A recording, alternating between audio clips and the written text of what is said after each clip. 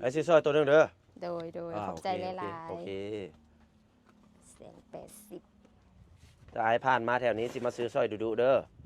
ได้มาเลยเอาผู้บ่าวมาหลายๆผมนะ เนาะ ผู้บ่าวนี่ก็ว่าง่ายว่าถ้าได้มาเห็นน้องน้ำหวานนี่เด้อพวกเจ้าสินอนก็บ่ได้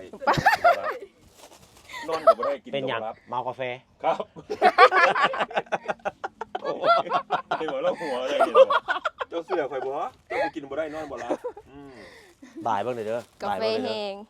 กาแฟ มันบ่เสียบ่ มันเสียอะไรนี่มันย้อมหลายเทื่ออะไรก็ สี เสีย ผมหลายยามมันเสีย แม่นบ่ แม่น ไอ้ว่าผมแท้เลยฮะทีแรก ลูกครึ่ง ลูกครึ่งผิวพรรณ อย่าไปเฮ็ดอย่าไปตากแดดได้ โอ้ยตากกระโบเป็นหยัง บ่เป็นหยัง ผิว บ่ ของแท้ ของแท้ ผิวของแท้เด้อโดย เอาขอบใจท่านผู้ชมได้นี่ ใจเด้อ เอาคืนมาเด้อหลอดนีออนที่กินเข้าไป เอาสู้ๆน้องน้ำหวาน โดย สู้เด้อ